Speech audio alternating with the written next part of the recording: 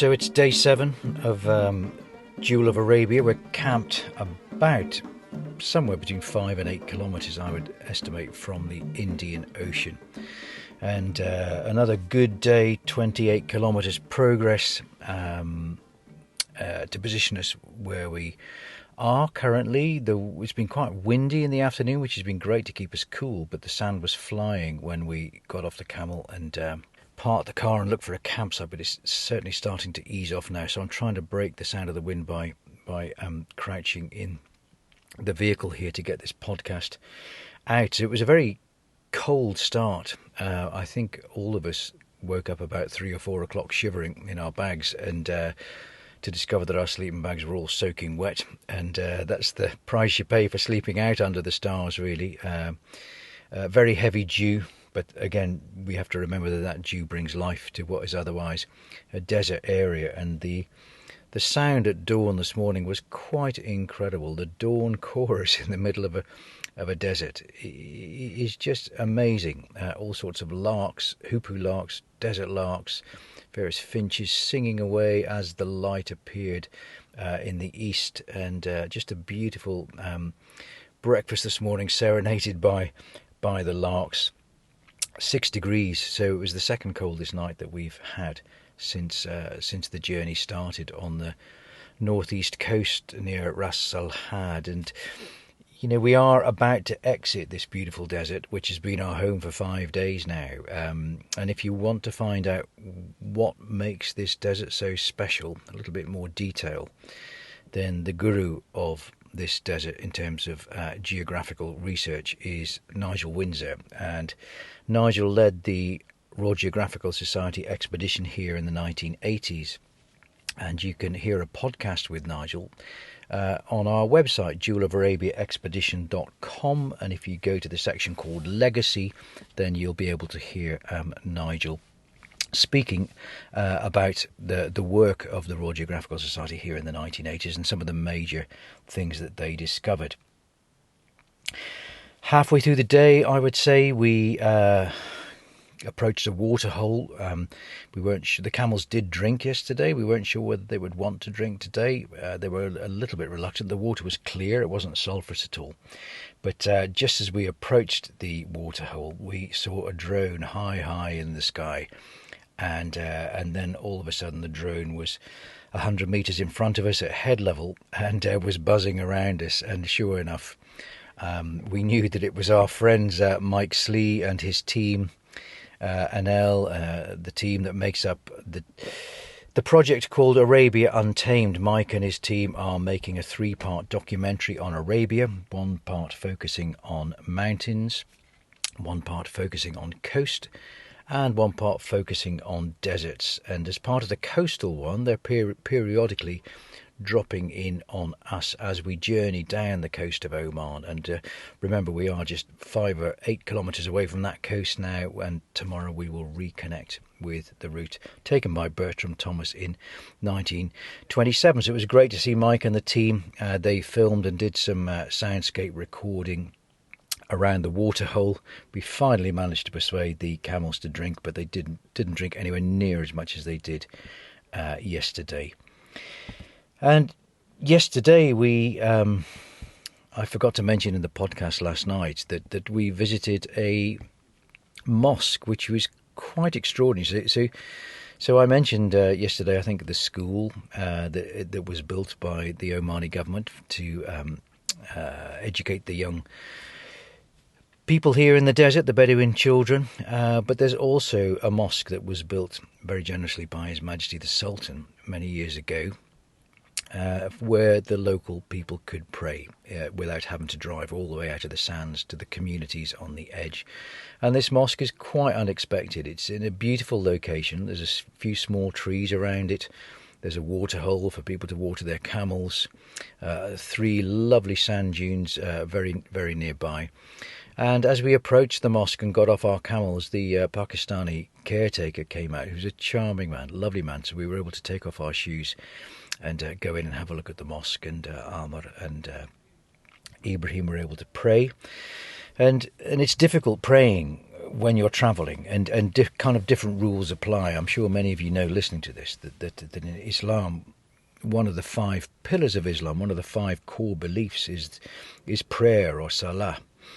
And if you can, you're expected to pray 5 times a day, but you're able to reduce that number by combining various prayers whilst you're travelling, and whilst access to a mosque is difficult. And what you might hear as part of this podcast is Amour, our Bedouin camel handler, singing the call to prayer. Allahu Akbar, Allahu Akbar. So he was doing this. I stood alongside him about 30 minutes ago, because if you cannot hear the call to prayer from a minaret at a mosque, then the expectation is that you make your own call to prayer, and that's what Amour did absolutely beautifully. It's one of the most beautiful sounds that I know.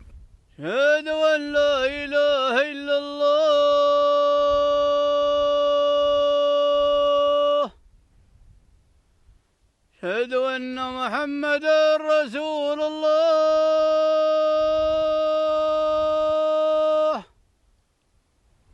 أشهد أن محمدا رسول الله.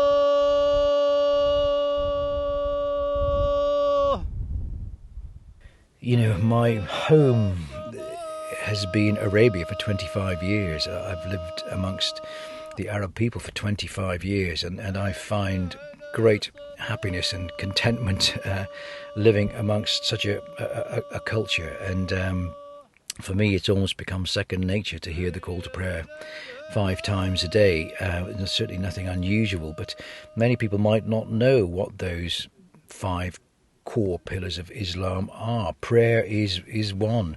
Zakat, or alms, or giving, charity, is a key belief of Islam. So number 3, and these are in no particular order, but the holy month of Ramadan, the fasting, when it's a time for inner reflection, and the Hajj, the pilgrimage to the holy city of Mecca. So when Amour was doing the call to prayer, the sun was just going down, and he had to try and work out as best he could which direction Mecca was, to make sure that he was facing the holy city. And that pilgrimage is expected to be undertaken by people if they have the physical and the financial means to do so. And in the past, the desert has been crisscrossed with very famous, some of them very famous pathways, which have been trodden by hundreds of thousands of people over the centuries as they've made that journey to Mecca once in their life. And many people are able to do it more than once these days. But an upcoming expedition, here we are on Jewel of Arabia right now, but an upcoming expedition that I'm currently in the middle of planning will see us following one of those ancient pilgrim routes across the desert. And it's a desert that people refer to the anvil of the sun, so it's particularly hot. So that'll be an expedition coming up in the future. So we have prayer, or salat. We have alms, or zakat, which is charity, which is giving, a key part of life if you're a Muslim. Fasting, the month of Ramadan. We have the Hajj, the pilgrimage to Mecca. And then we have the Shahada, which is the profession of faith, really, and the belief that there is no God but God, and Muhammad is the messenger of God. So that core belief in Islam. And every mosque that you see has a crescent moon on top of it. And it's what I notice when I'm in Scotland in my home is how disconnected I am from the moon. Our month on our calendar is the Gregorian calendar. We have one month that's a bit odd, but usually our months are 31 days long. But here it's a different calendar. It's the Hijri calendar, and that is that calendar is based on the moon.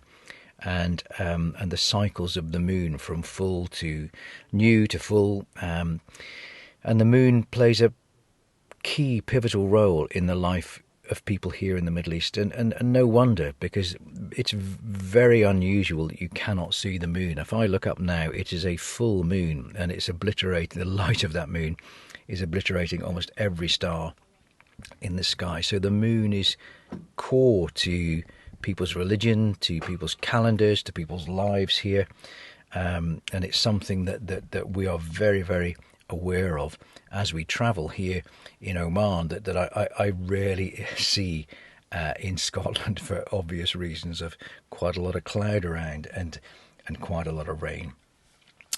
So the plan tomorrow, we think we're 5 to 8 kilometres from the coast, and a small community called Kehaid. And at the speed we're going, we think that'll be about 2 hours. So normal plan. It's now about 7 o'clock. The sun's gone down. Amour and Ibrahim have prayed. Nigel and the team are rustling up dinner, and we'll probably just sit around and talk and have an early night. We'll be in our sleeping bags on our mattresses on the sand, probably by about 8:30 under that moon, and we'll sleep until about 5:30, and then up breakfast. So we'll be on the move probably about 7 o'clock tomorrow. So we're hoping to reach Kehaid by 9:30 tomorrow morning, and we know waiting for us there is going to be the Deputy Wali of Bani Bu Hassan, who wants to welcome us after our 5-day crossing of what Bertram Thomas described as 5 waterless days across the desert.